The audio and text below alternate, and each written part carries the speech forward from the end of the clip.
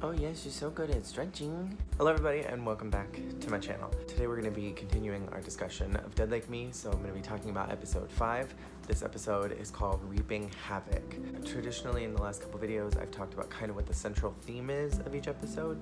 This one doesn't really have a central theme other than like taking a leap and big changes happening very much in that theme. There is a really big change that happens, which if you've seen the episode, you know that this episode creates a cast change. So the actress who is playing Betty didn't like the direction of the show, so she has to be written out. So this was actually her goodbye episode. This is one of my, I would say probably top 5 episodes because it makes me really emotional. There's a lot of really cool elements about it. There's a lot of storytelling that happens and a lot of setup that is happening for the future. So we'll kind of just start with the beginning, which is we finally learn Betty's backstory. So we learned that in the 1920s, Betty took a dive with her boyfriend, or rather without her boyfriend, over the side of a waterfall cliff and ended up meeting her demise. And following in a nice, end of book kind of way, full circle moment, she leaves the show by taking another leap and she jumps into her Reap's light, and we'll get into that in just a little bit. So also in the beginning of the episode, George is mentioning that she really just wants a friend, that she really needs somebody in her life, and this has been a common conversation that she's been having, but she's finally vocalized it, like, I need somebody. So she really thinks that Betty's gonna be that person for her.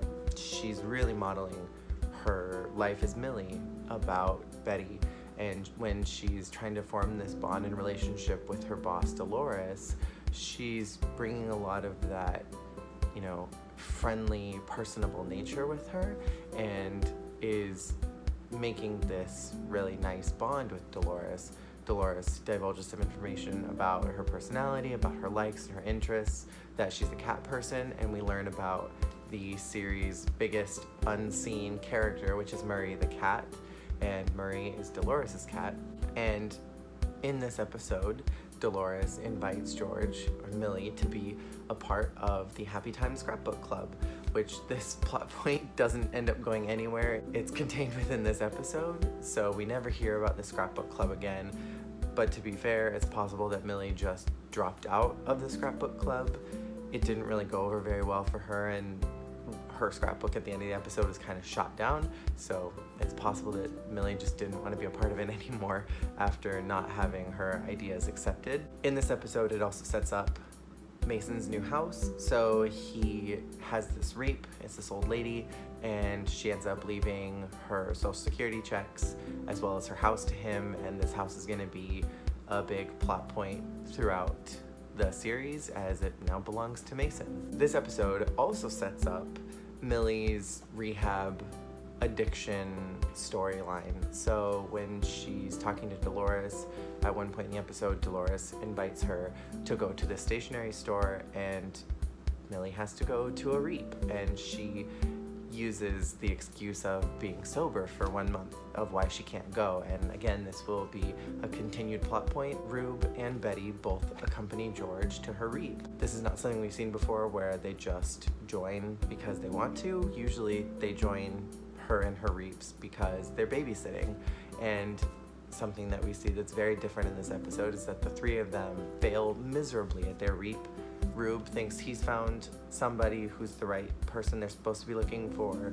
Betty finds who she thinks they're looking for. George can't decide who she's gonna pick, and they both end up being wrong, and the guy behind her ends up being her mark. And this is something that we'll kind of consistently see with George, is that she is very indecisive, and when it comes to choosing things, she is not good at picking somebody to go with or picking a route. She's very indecisive in that sense, and this will be something that we'll continue to see.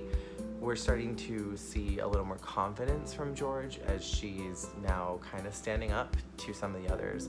When Mason eats a bunch of her fruit, she demands that he pay for some of it. And then the episode ends, obviously, with Betty going away. She jumps into this cliff set of lights that her Reap was about to jump into, and she's gone. There's an explosion that happens that is felt only by the Reapers, and there's a shot where Rube is sitting at their Waffle House and his coffee starts shaking, and it appears that the building is shaking, but nobody's reacting, nobody seems bothered. And then there's another shot where Mason is digging up his Reap's grave to bury her, and there's an explosion in the sky, and there seems to be this strange phenomenon. And in the fanfic that I was working on for like a potential season 3, there's an episode that I wrote in where Betty shows up and George is going to get a target, the lights appear, and then suddenly Betty just comes falling out from the sky. And while the writers never officially said what happened to Betty, nobody really knows.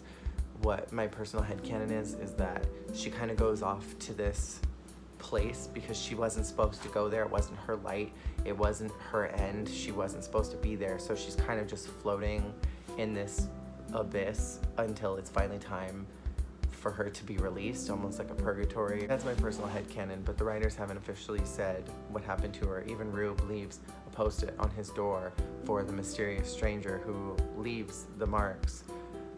He wants to know where she went, and it's never answered.